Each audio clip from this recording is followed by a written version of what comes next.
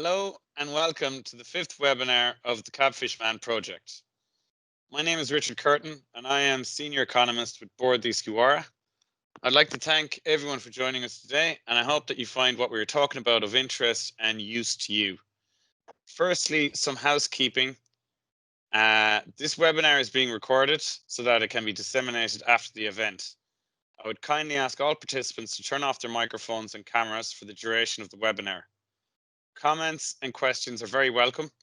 Please type these into the conversation box at any time throughout the webinar, and we will read these out during the question and answer session where one of the presenters will try to answer your query.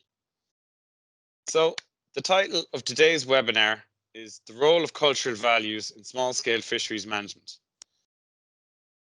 Is a result of the focus we will take today when assessing how this project can contribute to the Irish small-scale fleet.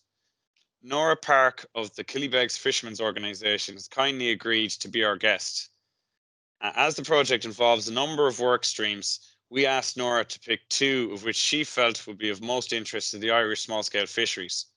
So Nora picked topics on cultural heritage and on capitalisation. So the work on cultural heritage, which is being led by the University of Huelva in Spain, is aiming to collate examples of cultural heritage associated with fishing and the sea, and has the objective of developing tools to measure the value of cultural heritage across the Atlantic. The work on capitalisation, which is being led by our colleagues in SETMAR in Galicia in Spain, is working on ensuring that the tools developed throughout the project are of use to small-scale fisheries stakeholders. So this will involve stakeholder consultations for webinars such as today's webinar and interviews where the tools we're developing are presented and shown to stakeholders, and so that they can test them and assess their usability and their usefulness. So the structure of the webinar will be that I will give a summary of the project. Nora Park will then give a presentation titled "Do Cultural Values Play a Role in Small-Scale Fisheries Management?" This will be followed by a presentation from David Castilla of the University of Huelva titled "Valuating Cultural Services of Small-Scale Fisheries in the Atlantic Area." Finally, Marta Ballesteros of SETMAR will present titled "Do Small-Scale Fisheries Need Yet Another Research Project? From Output to Outcome Through Stakeholders' Involvement." And finally, we'll have a question and answer session where all your comments and questions will be read out. So also in terms of the questions and comments, you can like them, and so we'll give priority to the comments and questions that have most likes. So if you just hover over the comment, you'll have the option to give it a thumbs up. So to describe the project in a nutshell, the CABFISHMAN project aims to develop a range of tools to measure the impact and the contribution of small-scale fisheries across the Atlantic arc. Impact in this sense involves assessing the marine environment in which small-scale fisheries exist through the lens of the ecosystem services approach. So the ecosystem services approach categorizes human interactions with the environment in four broad categories. So the most familiar category would be the provisioning services category. So the marine environment provides fish and shellfish and seaweed, minerals and pharmaceuticals and so on. And these are traded in the marketplace and therefore have a value. So we can pretty accurately value provisioning services. But the other categories are regulating services such as climate regulation. The oceans absorb CO2 from the atmosphere. The marine environment provides coastal protection in the form of reefs and sand dunes and mangroves that protect the coast from erosion, and also waste assimilation, where the waste is pumped out into the sea and it's assimilated. So cultural services are another broad category and include cultural heritage and identity, cognitive benefits of the sea, leisure and recreation, and so on. And finally, there are supporting services such as habitat, biodiversity, and nutrient cycling. So all of these services provide humans with benefits, a number of which are essential to life on Earth, and benefits which in some cases are valued in the market, but many of which are not currently valued or traded in the marketplace. For instance, most provisioning services are traded, food and minerals and so on, and some recreational activities have been valued through various methods. However, some very important services are currently not traded and so have no value attributed to them. The regulating, supporting and cultural services provide essential benefits to humanity, yet are currently not valued appropriately like the provisioning services are. So economists have developed a number of methods to estimate the value of things that are not traded in the market under the broad term non-market valuation. In this project, a suite of tools will be developed to better understand the interaction of small-scale fisheries and Atlantic ecosystem services.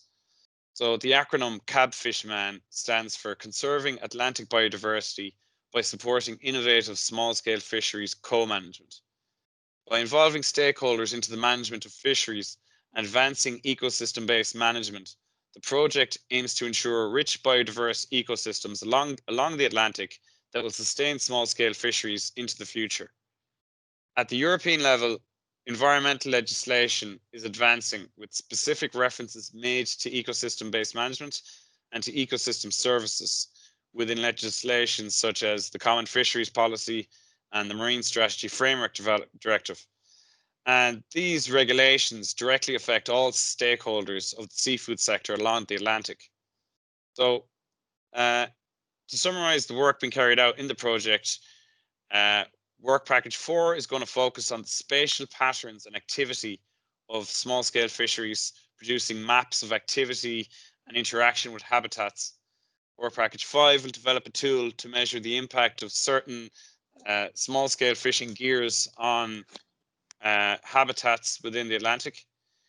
The contribution of cultural heritage that small-scale fisheries provide will be assessed, and the various methods that we can use to estimate a value for these.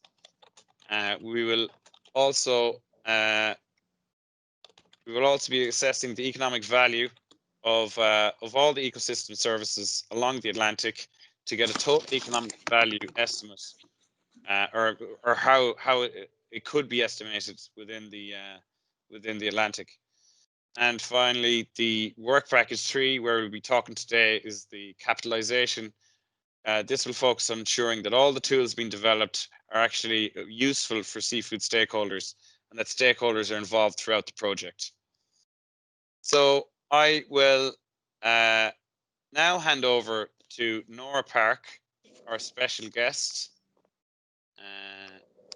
Hello, Nora, are you there?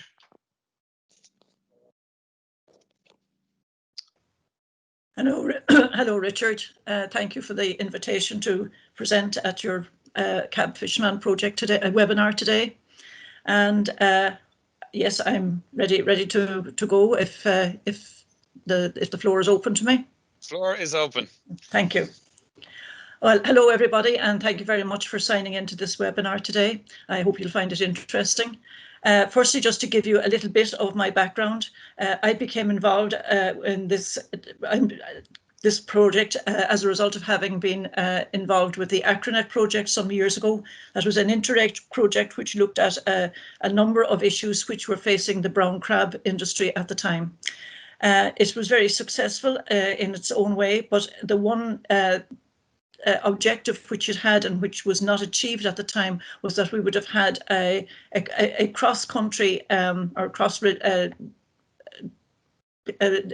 the countries who were in the brown crab fishery would have had some sort of common approach to management of the stocks. It wasn't possible. It was a very difficult task to do because there were so many different ways in which the countries managed their crab fisheries, and probably also in relevant to today's webinar, the other aspects of small scale fisheries management. So I want to give you a bit of an overview of where things stand today with our small-scale fisheries and my interaction with them. And I hope that it sheds some light on where we are. Of course, I'm only talking about the Irish context because there is a huge difference when you go from country to country, even though we all have some very common problems to deal with. So to start off, I'm going to bring up my presentation.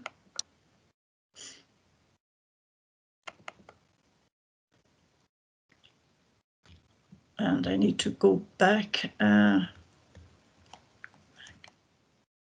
So the title is, Do Cultural Values Play a Role in Small-Scale Fisheries Management?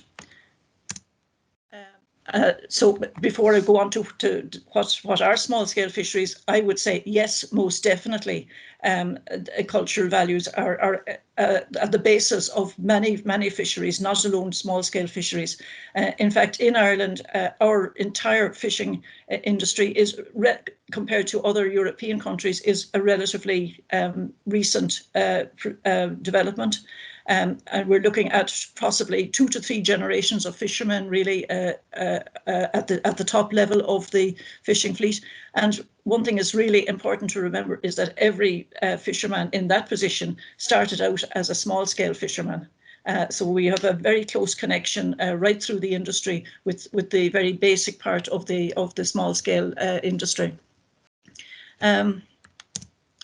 So sorry, so I suppose before we start looking to see where the cultural values come in, we need to know exactly what we're talking about.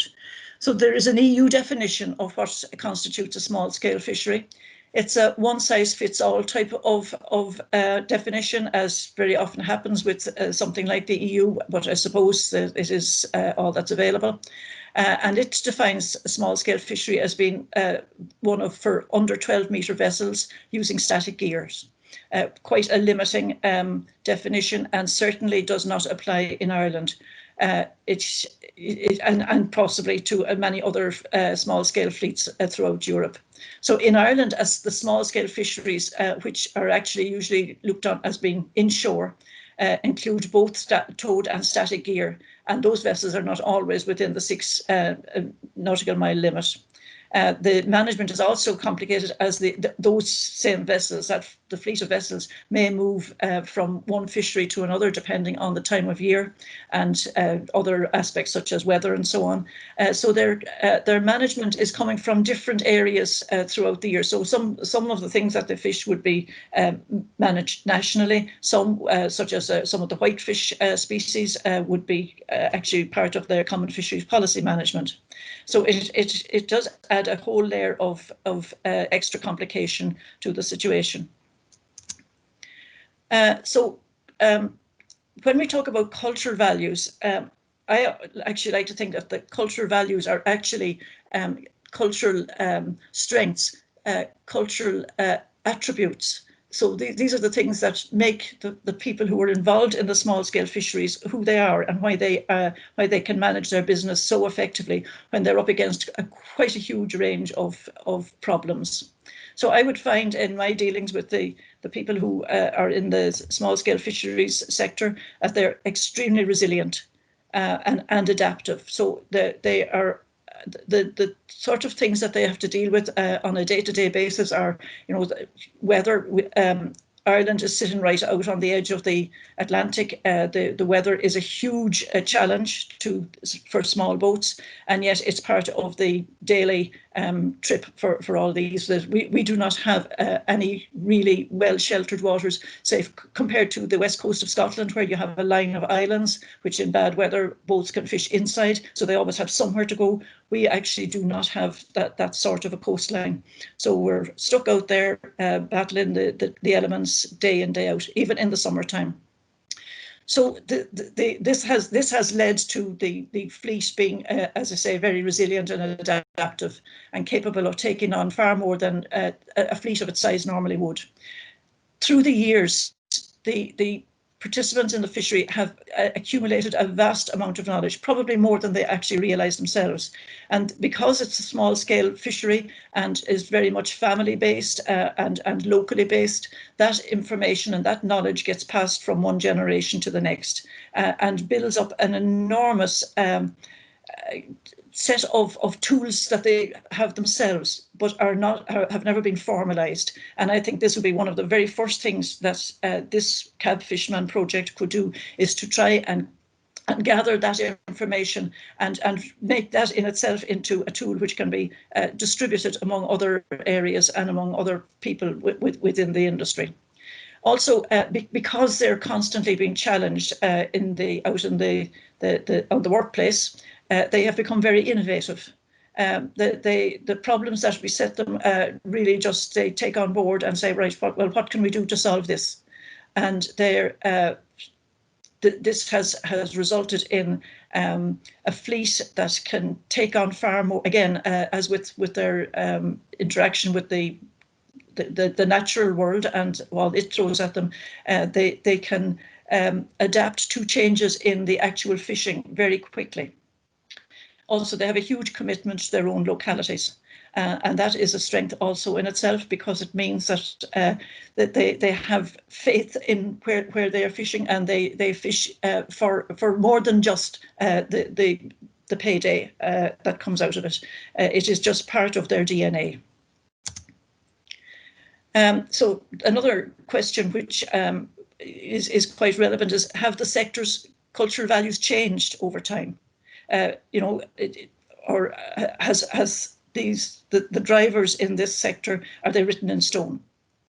So I would propose that the cultural changes themselves have not changed, but the approach that is taken by the sector possibly has. And I think that's a very healthy thing, because if they were to stay without any change, then they would very quickly be unable to cope with the changing world that they're in. So I think where we can see how these changes this change in approach has taken place is we now have the sector is represented on the Sea Fisheries Protection Authority Consultative Committee, so they can have a say in changes that are being made in rules and regulations, or how those rules and regulations are being implemented. They are aware at a very early stage what is coming down the tracks in the way of new legislation coming through, both from the EU and nationally. They are represented on the Quota Management Committee, which makes sure that they are part of the allocation of the resources, scant as all as they may be.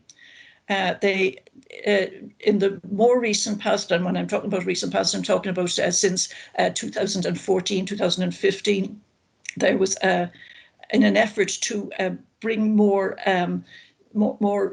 a strict structure to the way in which the small-scale fisheries operated, the Regional Inshore Fisheries Forum was set up along the coast. So the coast is divided into sectors, and each individual sector has its own fisheries forum. That is then represented at a national body called the National Inshore Fisheries Forum. It has made a huge difference to how the fishers engage with both themselves and with the wider industry in the country, and how they can get their voice heard at a more important level, where they have direct input into the Department of Agriculture, Food and the Marine, and also agencies such as Bord Iascaigh, the Marine Institute, and all the other areas where the larger scale fishery had been working for generations past.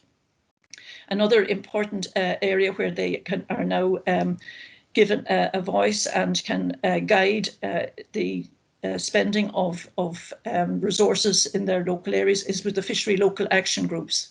And a number of very important projects have been given life through the FLAG system.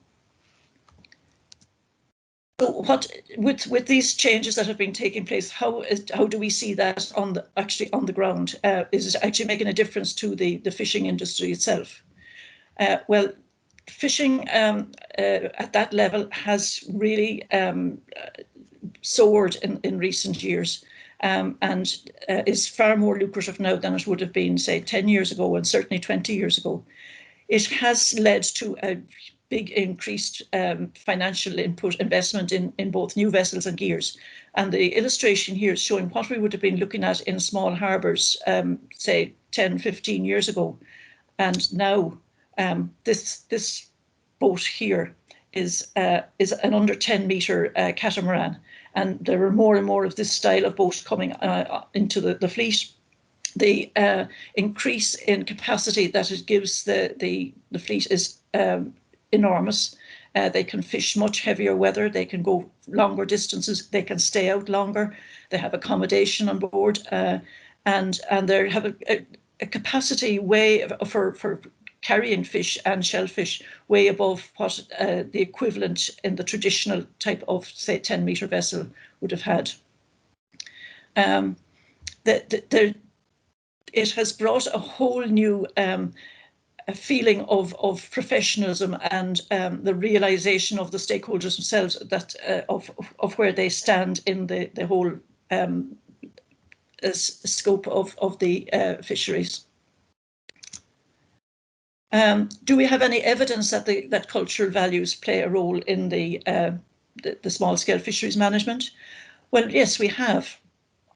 Last year, in the early part of last year, in the later part of 2018, the biologically sensitive area, which extends around the whole southwest coast of Ireland, and has some very limited access to several fisheries because it is the nursery ground for a number of very important whitefish stocks. Has a days at sea limit on all vessels over 10 metres fishing for mostly, shall we say, broadly speaking, shellfish, but it would be crabs and spider crab, which is a very stringent constraint on over 10-metre vessels. In 2018, they exceeded their days at sea allowance, and the fishery had to be closed at the end of the year, which was a big blow because it's in the later months of the year, say October, November, December, that the price and the demand are really good particularly for brown crab. So this was a huge blow to small-scale fisheries in that area. So when it came to looking at what was happening in 2019, there was a voluntary, the people concerned themselves proposed a voluntary closure for the first 3 months of the year. Now, to back that up and to make sure that their effort was not flaunted and wasted, the department also stepped in and reinforced that closure with a legal closure. But it started as a voluntary closure, which showed a huge advance in taking ownership and taking responsibility for the fishery. And this was a big step forward for that group and has spread out through the country since. Now, also, they have embraced certification. So a very large number of the small-scale fishers are now certified under the Fishery Progress Programme and also under the Bord Ishkawara Responsibly Sourced Seafood. Again, a big step up into taking responsibility and keeping the records necessary to prove that you are in a certified fishery. My question now is, can CABFISHMAN develop the tools to promote the role of these cultural values in the small-scale fisheries management? And there are a number of points along the pathway where I think they really can. There is a good opportunity to develop these tools to take what is already being done on a small scale and on a voluntary scale and make that into something that is more stringent and creates an even better platform for the fisheries. So thank you, and I welcome any questions you may have.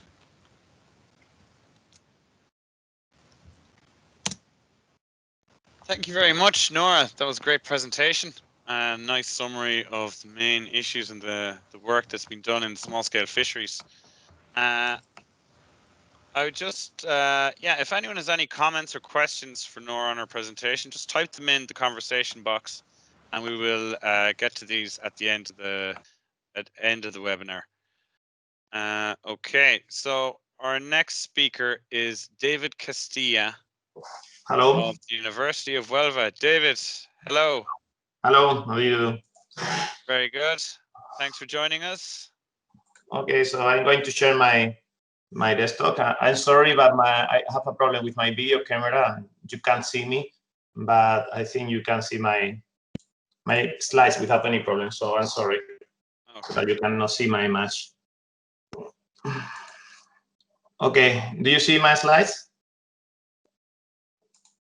Yes. Yeah. Yes? Okay. Just, yeah, full screen. Okay, perfect. Okay. So thank you very much, Nora. It has been a very nice approach to the issues we are going through in the framework of CABFISHMAN project, and a good introduction for the things I'm going to go through in this presentation. I'm David Castilla. I'm associate professor in the University of Huelva, and also researcher on fisheries economic since now around 20 years working on this field. I'm a member of a research group called MEMPES, which is devoted to modeling econometrically and mathematically fisheries, and also on advising on the management of fisheries in the European Union. I'm working in the framework of CABFISHMAN in especially working package number 6. Working package number 6 is devoted to cultural heritage and natural heritage related to fisheries. I'm going to present these slides that are related to evaluating cultural services of small-scale fisheries in the Atlantic area. In working packages of CABFISHMAN project are involved several partners in Spain, United Kingdom, Ireland, Portugal, and France. Especially in the case of Spain, we have AFTI in Basque Country, the University of Huelva, which is the southwest of Spain, located in the coast of the Gulf of Cadiz. I'm from this university. The University of Oviedo, which is in the north of Spain, CEFAS in the United Kingdom, and the University of St. Andrews. Ireland Seafood Development Agency, where is Richard coming from, the University of Algarve, and in France, we make an Ifremer. So I'm going to begin with just quoting Albert Einstein, just to make a reflection on what is the main problem of fisheries. We cannot solve our problem with the same thinking we used when we created them. Okay, this is a good quotation for the issues we are analyzing here, because the main problems of fisheries, mainly overexploitation and fishermen rent dissipation, are coming from these biases that come from the point of view that have been used to approach fisheries management. I'm talking about the focusing on biology and forgetting about social and economic issues. I'm talking about just focusing on the fish species we are catching, the ones that have commercial value, but we are forgetting about the whole ecosystem. That is very important. And also focusing on just fishing when fisheries have some other different values that involve some other uses and non-use values related to fisheries. So in general, we could conclude that when we are approaching to fisheries management in the past, we didn't go through all these perspectives that are now included in what we call ecosystem-based management, that represents a different approach that hopefully in the near future will solve some of the problems that fisheries are facing. In this sense, so, we should advance towards an ecosystem-based management that will lead to identify the trade-off between species and habitat conservation targets, socioeconomic variables, and competing human uses, so that we are not considering fisheries in an isolated way, but related with a whole natural human ecosystem involved in it, and including also all the different perspectives in the scientific point of view: social, sociological, economical, biological, and any other perspective possible in the framework of fisheries. We are focusing on what we call ecosystem services, and we are focusing on these ecosystem services that are provided by fisheries. We can define ecosystem services as direct and indirect contribution of ecosystem to human well-being.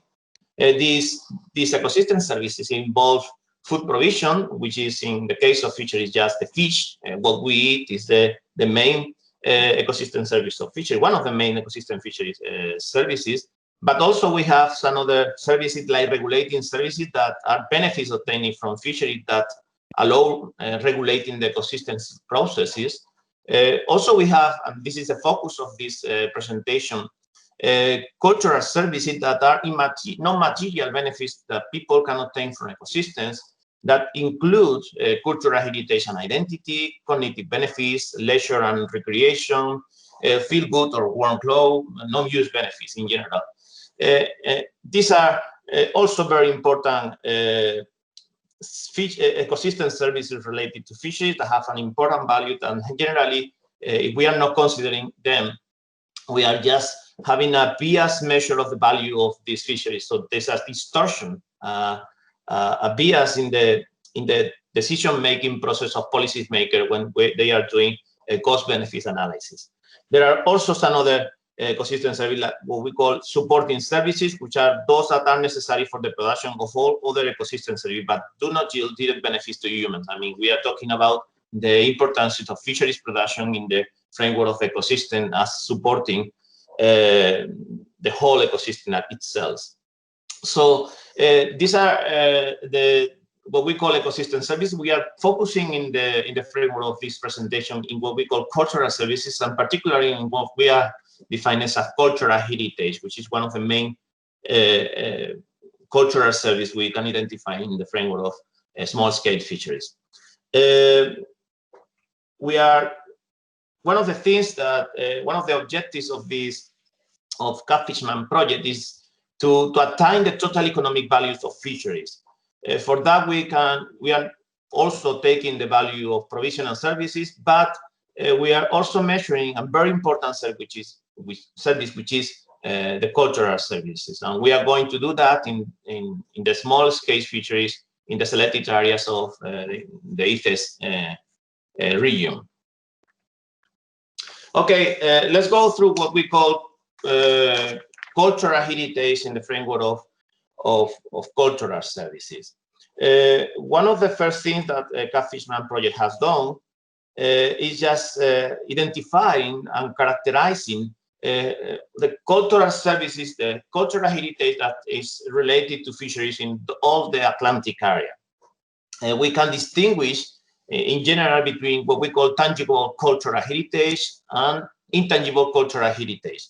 In general, tangible cultural heritage can be divided into immovable, that is represented mainly by monuments, a group of buildings or certain sites that the work of man is combining with work of nature and man, and areas including archaeological sites. In general, this is what we call immovable tangible cultural heritage, but there is also movable tangible cultural heritage that can be represented by artworks like paintings or sculptures.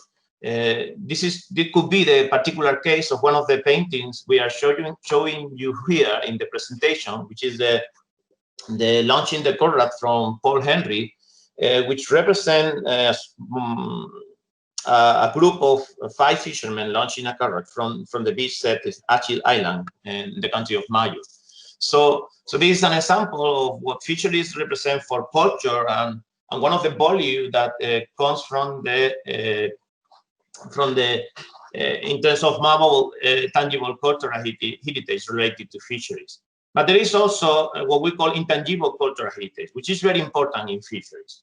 Intangible cultural heritage are, according to the UNESCO definition, practice, representations, expression, knowledge, skills that communities, groups, and in some cases individuals recognize as part of their cultural heritage. This intangible cultural heritage can be classified according to UNESCO, considering the different points we have here represented in this slide. We have, for instance, oral tradition and expressions. This could be the case of the Molly Malone song that describes the female shellfish seller selling cockles and mussels along the streets of Dublin. And here we see the sculpture of Molly Malone in Dublin. We have also some social practice, rituals, and festive events. This, for instance, is the Connemara Mussel Festival that takes place in Galway, which is one of the main highlights of Galway gastronomy, and includes activities like mussel walks, dramatic presentation and children's storyline, fly casting classes, accounting market with local producer offering crafts and foods, exhibition of local art. In general, these activities that are very related to fisheries contributes to the value in terms of the economic activity they generate in this particular case because of the tourism it attracts. There are also performing arts. This could be the case of the race, the current races. We have here an example of one of the current races we have in Ireland. There are many around your territory and also in some other countries like the United Kingdom and the United States. There is another example of intangible cultural heritage that could be represented by the knowledge and practice concerning nature and the university and the universe. This is the case, for instance, of the Makana Natal, which is a method for orientation and navigation at sea, which is a traditional technique that has been passed from generation to generation and that contributes to the present day to the safe navigation of fishermen and other sailors. Here we have also an example that comes from the Gulf of Cadiz in the Atlantic area of Spain, which is what we call the clypod fishery, which is a fisherman a fishing gear that is based in the knowledge of the way that the octopus behave, looking for hiding places in the bottom of the sea. So taking advantage of this knowledge of the octopus that come from generation to generation, this fishing gear has been used to catch octopus in the south of Spain, the Atlantic area, and also in the south of Portugal, in the area of Algarve. So this is a very, very interesting kinds of the knowledge of nature that come from generation to generation that produce this sort of fishing gears. As another example of intangible cultural heritage is represented by a traditional craftsmanship. In this particular case, an example from Ireland could be the sea current making, which is a traditional procedure that have been translated from generation to generation that use the skin or cloth covering to build a boat. So these are examples of intangible cultural heritage and tangible cultural heritage. What CABFISHMAN has done is just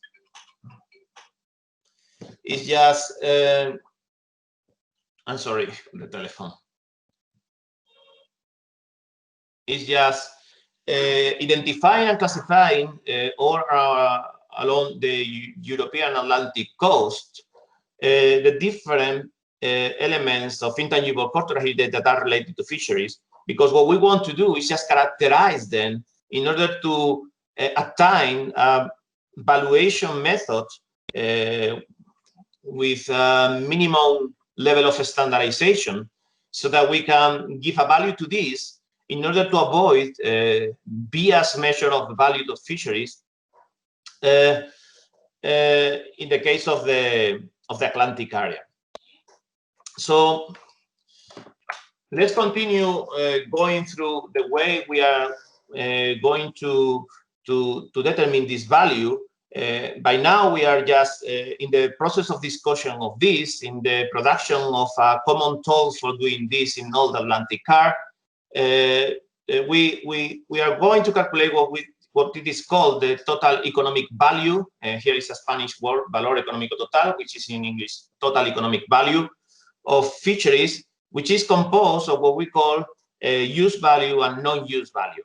The use value is the value that comes from the use of fisheries that can be divided into direct use value, which is the one that comes from an explicit market, and indirect use value that is not coming from an explicit value or from an explicit market. There is a value there, it is used, but there is not a specific market where we can get the values of this use of fisheries.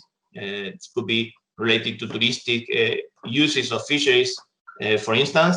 There are also option values. The option values are coming from non-use the fisheries now in the expectancy of having a better benefit from them in the future, or quasi-auction values.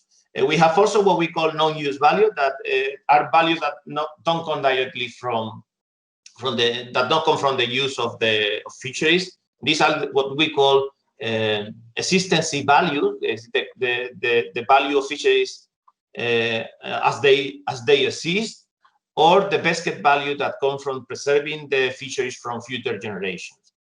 The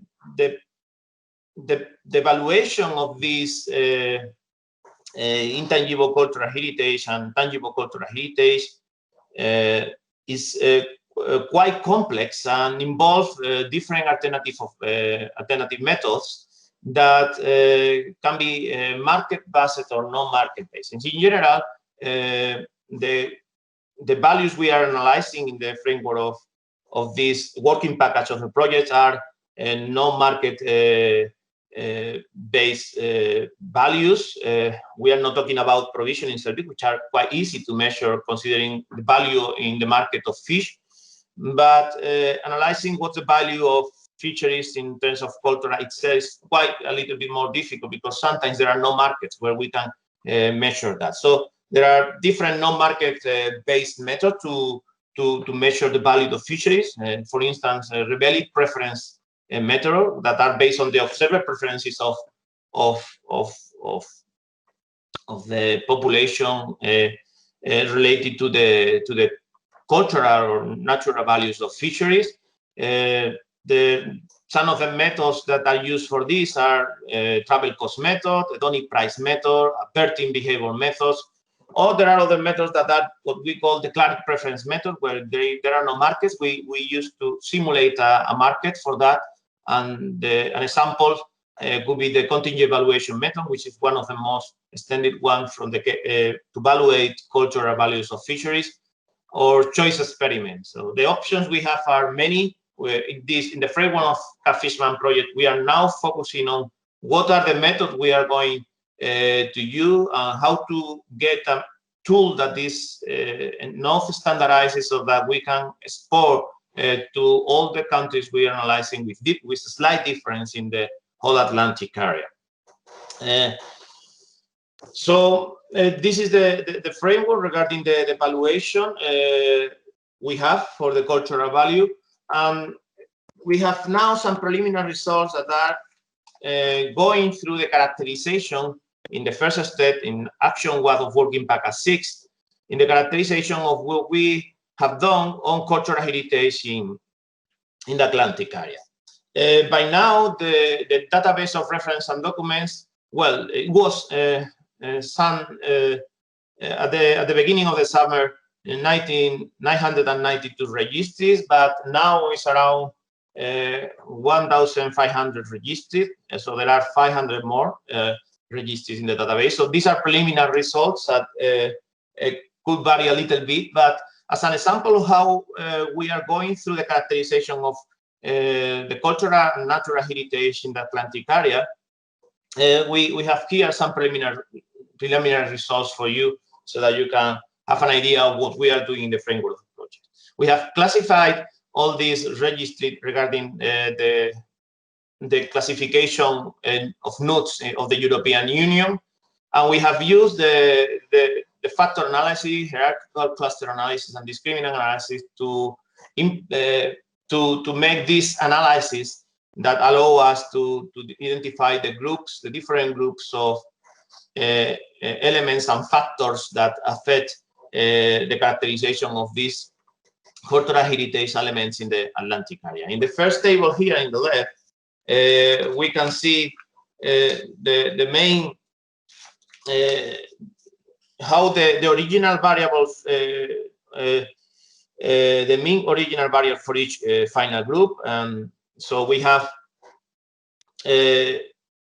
these are the tags, which are the variable we have used to classify all of the elements of the database. We have classified all the elements depending on different groups or tags, and each of the groups represent 5 different factors that includes in a different percentage all these original variables we have considered here. The group 1 involves 166 entries of the database that is classified according to this factor that have been producing according to these variables we have here, and includes in general intangible cultural heritage, mainly, as you can see here, social practice, ritual and festive events, or gastronomy and food events. Or in the case of group 2 of elements classified according to this new factor we have obtained it, we have mainly intangible cultural heritage elements, and that are represented mainly by knowledge and practice concerning the natural and the university, traditional craftsmanship. The group number 3 includes 203 entries of the database, the original database, that include mainly elements of tangible cultural heritage and traditional craftsmanship that include both building, ship writing, networks or fishing gear description, among others. The group number 4 includes 73 entries of the database and are related mainly to traditional and oral expressions, to sound, show music and sounds, or elements of natural heritage. And the group 5 that involves by now 34 entries in this first original database of 992 entries are related mainly to natural heritage, a specific use of natural landscape, and knowledge and practice concerning the universe. So this is the groups that we have defined according to the main factors we have used to classify the entries of our database in order to characterize different groups of heritage elements in the Atlantic area. And also we have determined how these groups are related with the different countries in the Atlantic areas, among other analyses in the framework of the project. In this particular table on the right, we show the distribution of entries of the database per group of membership and country. Group 2 is one of the most relevant, given that it's related to food production services of the small-scale fisheries. Group 3 is the second of importance, followed by Group 1, that is especially important in the case of Spain and Portugal. And Group 4 shows significant difference depending on the country, and Group 5 is the less relevant, given that it refers to natural heritage, especially relevant to small-scale fisheries. So this is the characterization process we are working with, and it is almost finished. It will be finished during this month. But we have also worked in the aforementioned database. This database of elements of cultural heritage have been carried out by the different partners of the project and involves all the Atlantic area. As I told you before, it has by now around 1,500 entries. We are now processing that so that we are going to make public these elements after a filtering process. So this will be one of the outputs also, together with this characterization of Atlantic area natural and cultural heritage of CABFISHMAN project. So this database could be available for anybody from Mendeley, public groups, and will allow to other researchers and policymakers to have information on the importance, on the cultural importance of fisheries in the respective areas of influence. So this is the desktop version of Mendeley that anybody could have access to the database, downloading that in their computer, as it is available also during this month. And this is the main things I have to tell you in the framework of this webinar.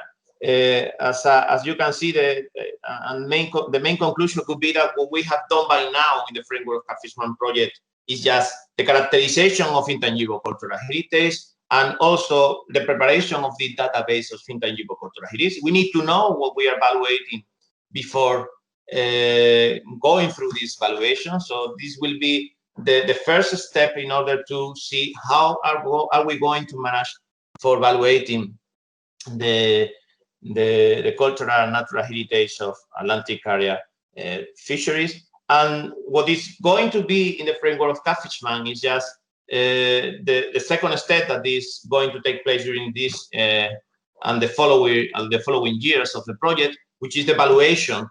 First, to the designing of a tool for evaluating this cultural heritage, integrating that in the framework of the total economic value of fisheries to the provisioning value of fisheries, to inform also in the framework of a geographical information system of the value of the total economic value of fisheries in all the Atlantic area. So thank you very much. This is my presentation and open to any question at the end of the presentation. So thank you. Bye. Thank you very much, David. That was a very interesting presentation. So if anyone has any comments, please write them in. I see some people are commenting already. We will address these in the Q&A session at the end. So hello, Martha. Are you there? Hi, good afternoon. Thank you very much. So Martha Ballesteros is of Setmar in Galicia, Spain, and her title of her presentation is "Do small-scale fisheries need yet another research project from output to outcome through stakeholders' involvement?" So take it away there, Martha. Okay, can you see my presentation? Yes, perfect. Yeah.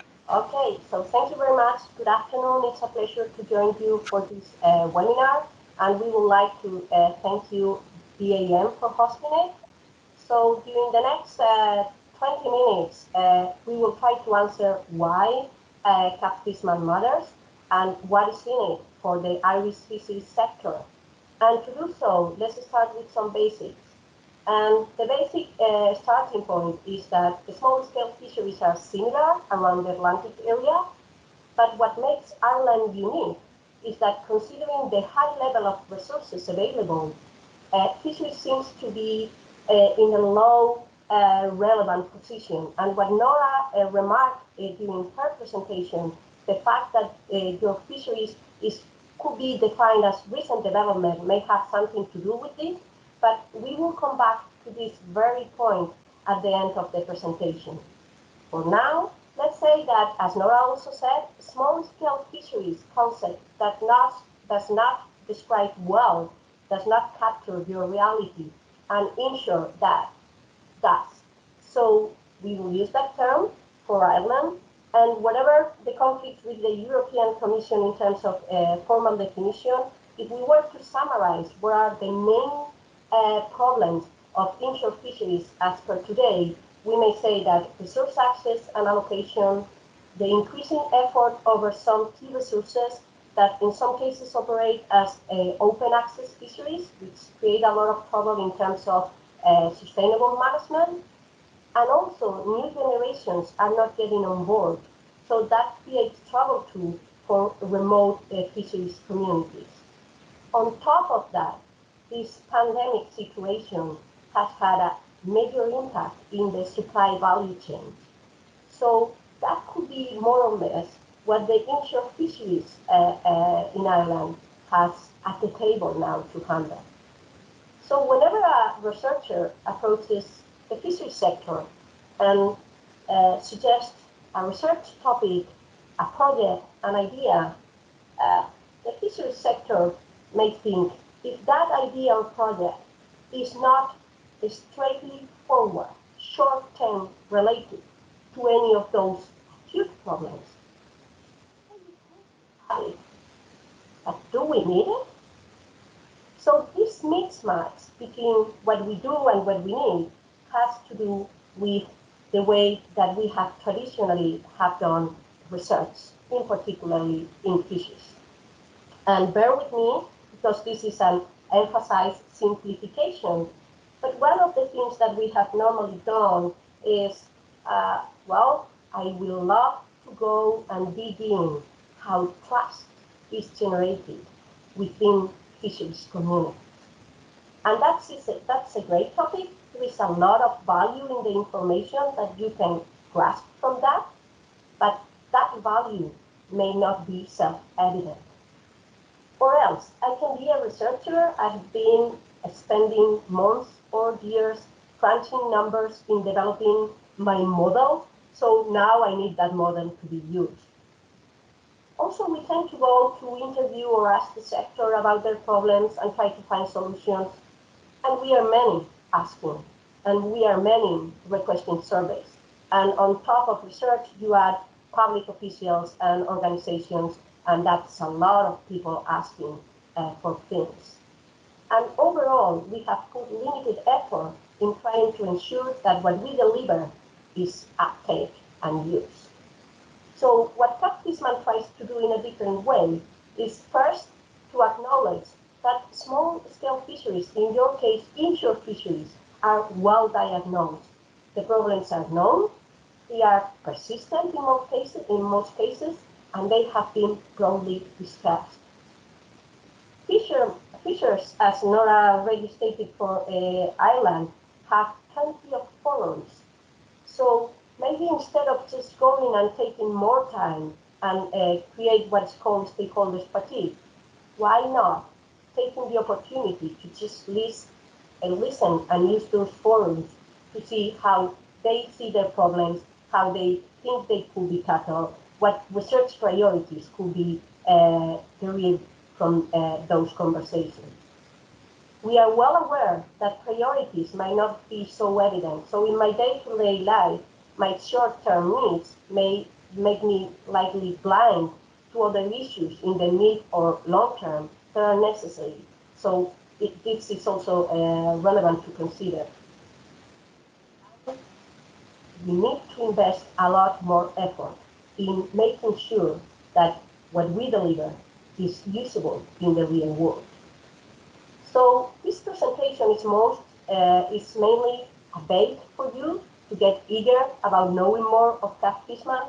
So some of the research questions that we thought would be relevant to explore would be, for instance, how best to gather information from the small-scale fisheries activity, or in a context of healthy oceans, where we hear a lot about the discourse of fishing impact in the environment, that's a bad thing.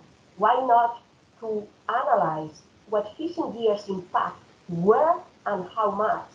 Or, as David excellently presented, how can we quantify the economic and cultural value of the inshore fisheries areas?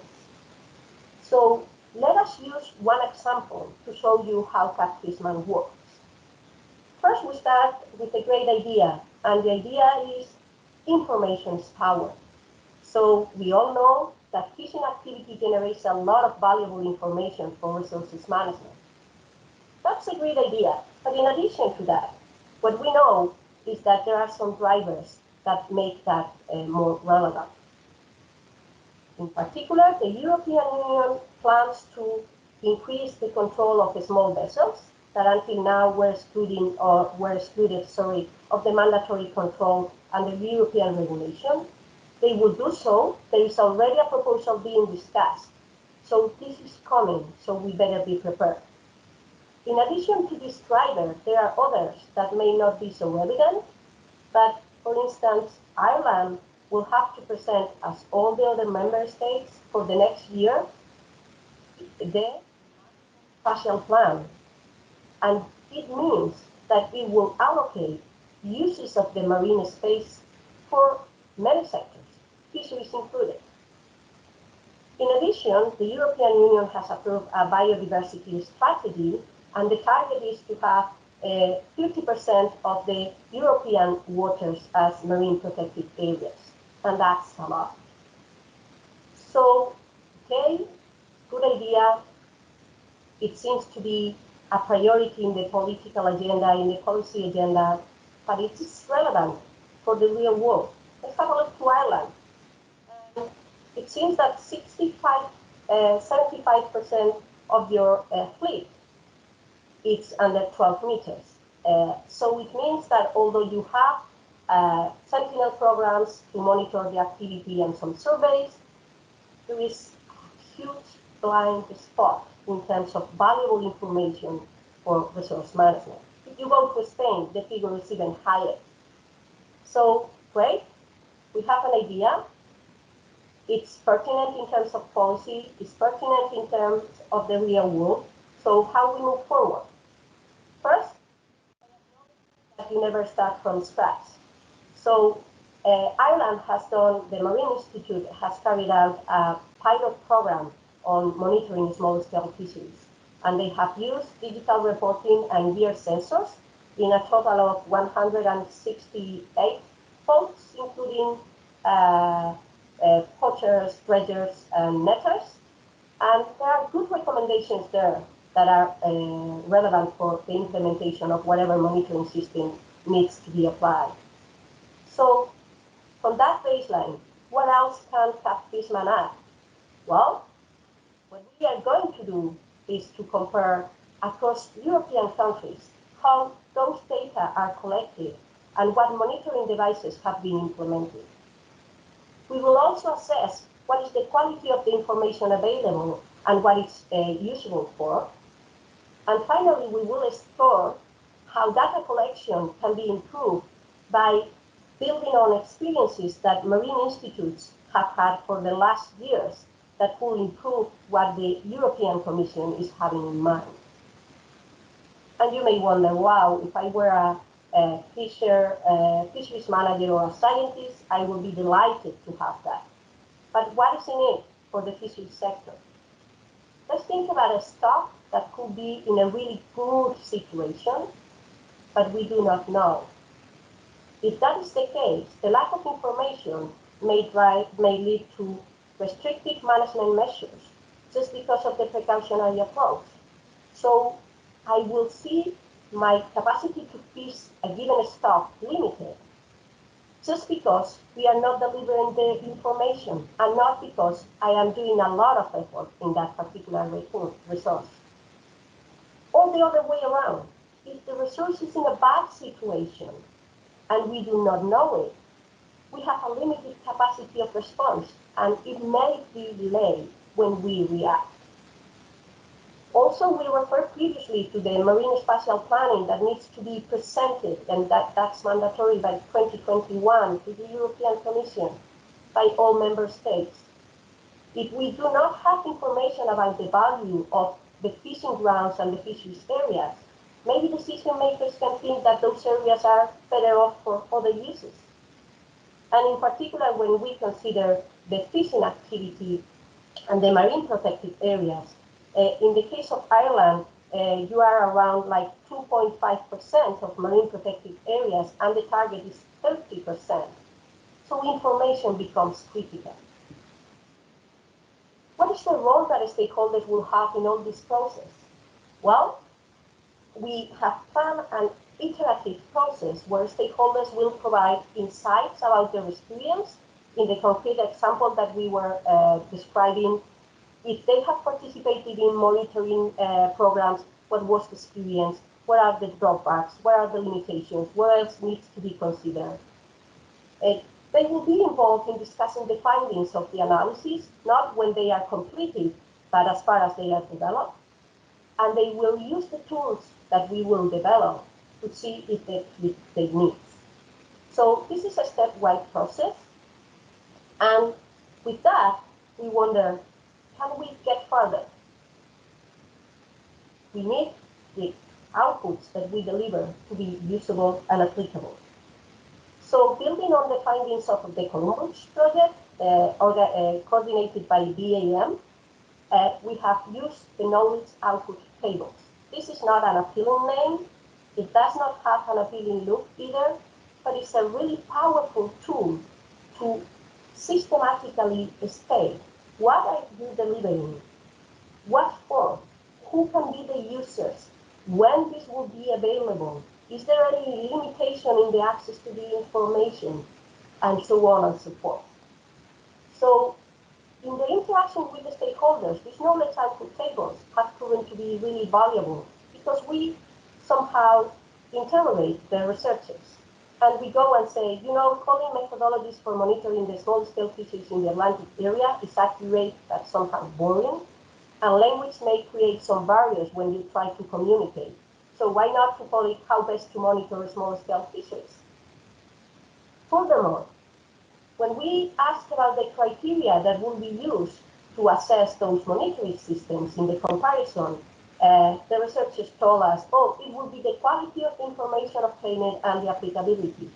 So we wonder, what about other criteria, usability, cost, etc.? And not all the considerations may be taken into account into the project, but at least we know that there is a need to be considered, either within or in other research lines. With that in mind applied to the CABFISHMAN project, we have come up with a list of all the outputs that we are going to deliver. And this is just a hint to make you wonder more about the project and engage with us. So we will deliver maps, but instead of having static maps that you enter into the web and say, oh, that's lovely, but I will need a different zoom or a different approach, that will be downloadable as a software for spatial planning. So if you are a fisheries fisherman, you can use it, but if you are a marine spatial planning practitioner, you can use it too. And the maps cover the different topics that both Richard, David, and Nora touched. So for instance, how fisheries interact with marine ecosystems, or what is the economic value of fishing grounds.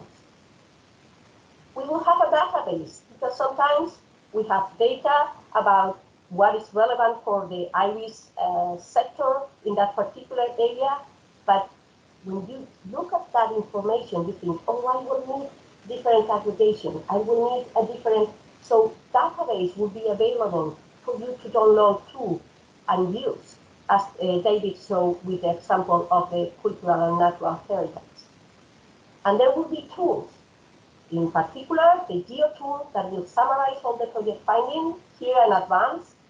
This is an example of the emissions of CO2.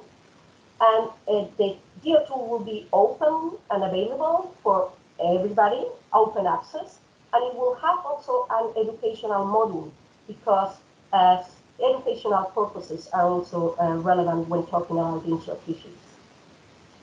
There will be data, and there will be also methodology, and methodology matters because when you want to apply the findings to other areas, you need to have clear pathway of how this has been done. We thought, can we push a little bit more? Can we go even further?